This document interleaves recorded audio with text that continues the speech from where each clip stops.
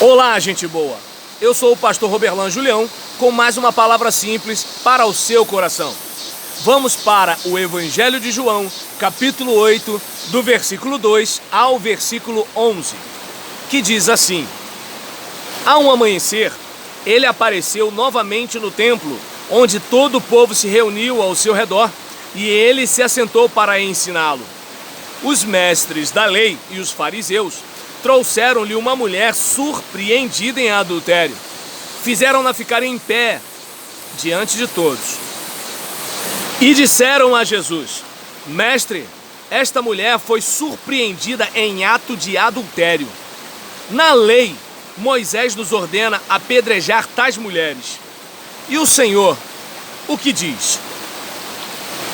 Eles estavam usando essa pergunta como armadilha, a fim de terem uma base para acusá-lo. Mas Jesus inclinou-se e começou a escrever no chão com o dedo. Visto que continuavam a interrogá-lo, ele se levantou e lhes disse: Se algum de vocês estiver sem pecado, seja o primeiro a tirar pedra nela. Inclinou-se novamente e continuou escrevendo no chão. Os que o ouviram foram saindo, um de cada vez, começando com os mais velhos. Jesus ficou só, com a mulher em pé diante dele. Então, Jesus pôs-se de pé e perguntou-lhe: Mulher, onde estão eles? Ninguém a condenou? Ninguém, Senhor, disse ela. Declarou Jesus: Eu também não a condeno.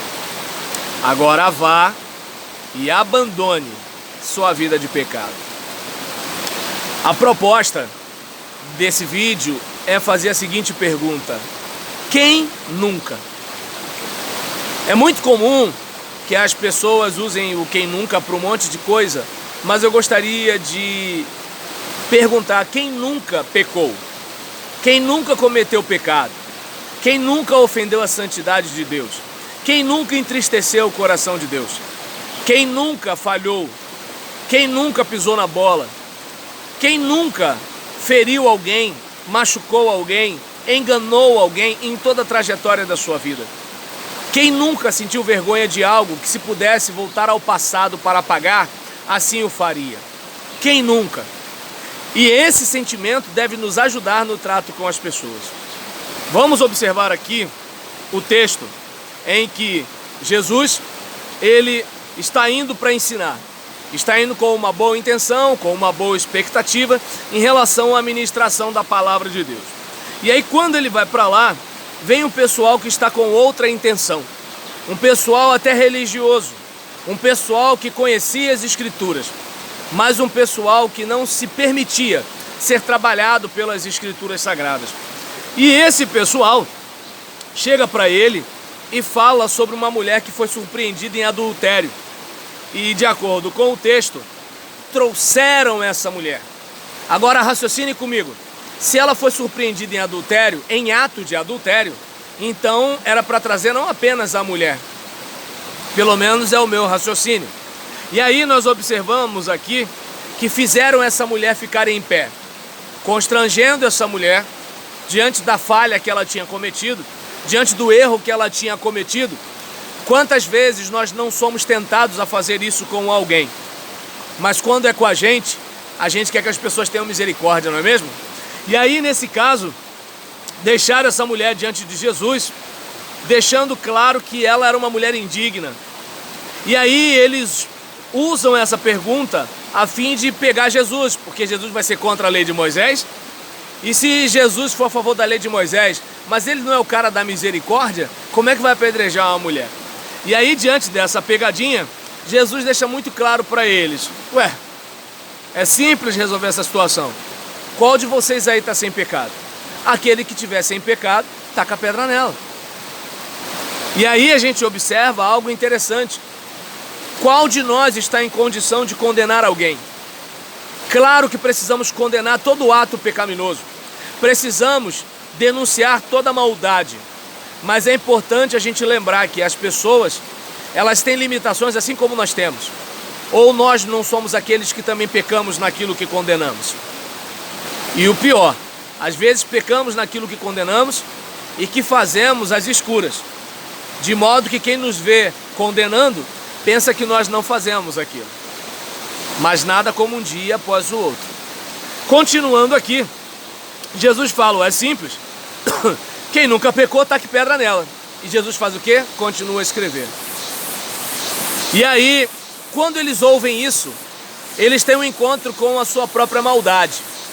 Porque Jesus, ele traz inquietação para aqueles que estão com a consciência tranquila, enquanto ele ameniza a consciência de alguém que está com a mente angustiada.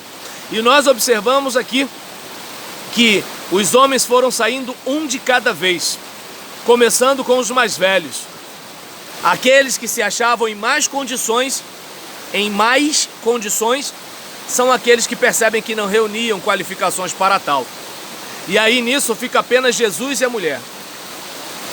Jesus e você. Jesus e eu. Aquele que sabe de todas as coisas. E aquele que pode realmente nos perdoar. E aquele que pode nos condenar. E então, quando fica apenas Jesus e a mulher, ele pergunta, onde estão eles? E aí eu gostaria que você pensasse nisso. Quem desqualifica você? Reúne qualificações para desqualificar você? Lembre-se disso.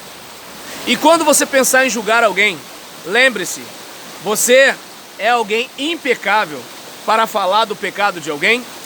Talvez você esteja comparando o seu melhor com o pior do outro. E isso é cruel. E isso é covarde. É importante lembrar que, assim como você tem fraquezas, os outros também têm. Você tem que, sim, denunciar o pecado. Mas lembrando que você também é pecador. E você precisa perceber que não apenas o pecado do outro tem que ser denunciado, mas o seu também. Entretanto, assim como você precisa de amor e aceitação, o outro também precisa. Lembre-se disso. E a gente observa aqui, fechando o texto, mulher, onde estão eles? Onde estão os seus acusadores? Ninguém a condenou? E ela disse, ninguém, Senhor. Ou seja, não há ninguém que possa condenar você. Não há alguém que possa me condenar no que se refere a pecado. Não me refiro à justiça do nosso país. Não me refiro ao regulamento da sua empresa ou da sua igreja. Eu me refiro à questão de nós não termos condições em nós mesmos de arrogarmos para nós uma postura de pessoas perfeitas e dizer que as outras pessoas não prestam. É importante a gente ter essa ideia. E aqui nós observamos que ele diz, eu também não a condeno. Agora vá e abandone sua vida de pecado.